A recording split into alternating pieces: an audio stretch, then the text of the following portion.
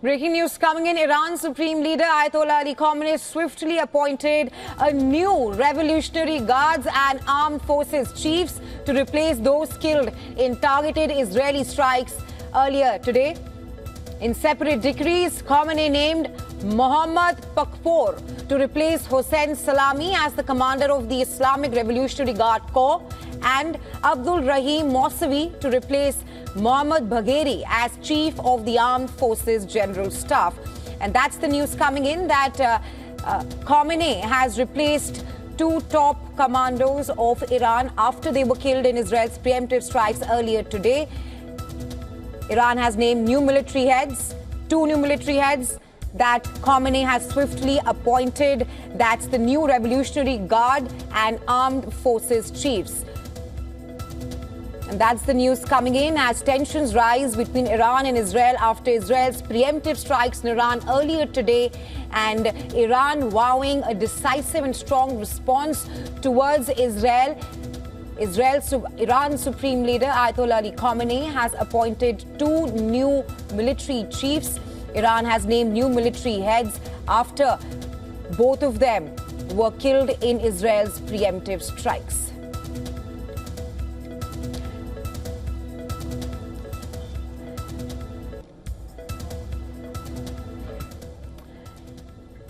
And well, as nations around the world are calling for de-escalation, to talk on India's stance on the ongoing Iran-Israel tensions, we are now being joined by Navdeep Singh Suri, former ambassador of India to UAE, former India's Consul General in Johannesburg, and also headed the West Africa and Public Diplomacy departments in India's Ministry of External Affairs. Welcome to WION, Mr. Suri. First up, India has called for de-escalation. How do you assess India's stance at this point of time, keeping in mind how India has good ties with both Tehran and Tel Aviv?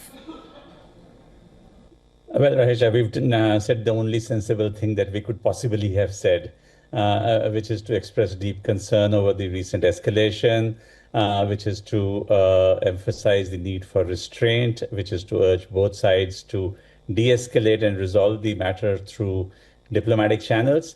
And we've said that we have friendly relations, so we are willing to extend our own good offices should these be needed. But at the same time, I think realistically we know that we have very limited leverage in the case, and it really is for the two parties, Israel and Iran, and of course the United States as a key player, to see how they want this to end. So we've issued our call for de-escalation, but we also know that it doesn't really carry too much weight at this point of time. Right, Mr. Suri, before we talk about United States' role in all that's happening between Iran and Israel, I want to talk to you about how do you see the next few days spanning out in the region, with, of course, the Israeli Prime Minister saying that Operation Rising Lion will go on for the next few days, and Iran's Supreme Leader warning Israel that Tel Aviv should be prepared for a strong response. Well, Rahisha, since you wanted me also to comment on the Indian perspective on this, right? Let me just say that to start with, the impact on us has been immediate. You can already see that oil prices have gone up by about 5%. That has an immediate impact on our balance of payments position. We are concerned that if this escalates over the next few days, and should Iran take the extreme step of blocking the Strait of Hormuz, that will have a major impact on trade, on energy flows. Remember, 60% of India's energy flows, oil and gas, come from the Gulf. And the Strait of Hormuz is a really narrow passage. You know, the whole entire width is maybe around 40 kilometers, but when you look at the channel, the shipping channel through which the large container vessels and the large oil tankers can pass, that's barely 3 kilometers. So, you know, it is fairly easy for Iran, should it wish to block the channel. It's attempted to do that once before. That would have a hugely problematic impact for us. We already seen how the Red Sea blockades by the Houthis have disrupted shipping through the Suez Canal. So crystal ball gazing in a live war situation is, I think, difficult.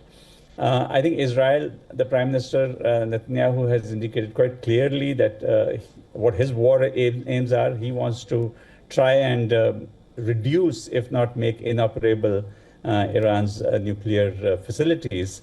Whether they can actually do that without American help is a question mark. They've attacked today the facilities at Nantes, as they have said. But whether they are able to target others, which are much deeper and better protected, remains to be seen in the next couple of days. Right, and of course, because Iran's nuclear sites are buried deep underground. But how do you assess the United States of America's role at this point of time, with the U.S. Secretary of State Marco Rubio clearly saying that U.S. was not aware of the strikes? You know, there's a history of such close collaboration between Israel and the U.S. that we, as diplomats, I think, have to take the American efforts to distance themselves from Israel with a pinch of salt. I think what they're trying to do is give an implicit green signal to Israel, even while they want to make sure that their facilities in Abu Dhabi, in Bahrain, in Doha are not targeted by the Iranians. Because for Iran, whether you look at the Al Dhafra air base near Abu Dhabi or the naval facilities in Bahrain, they are a very short distance away. And so I think the Americans are trying to play this double game of saying, hey, we had nothing to do with it. This is on Israel.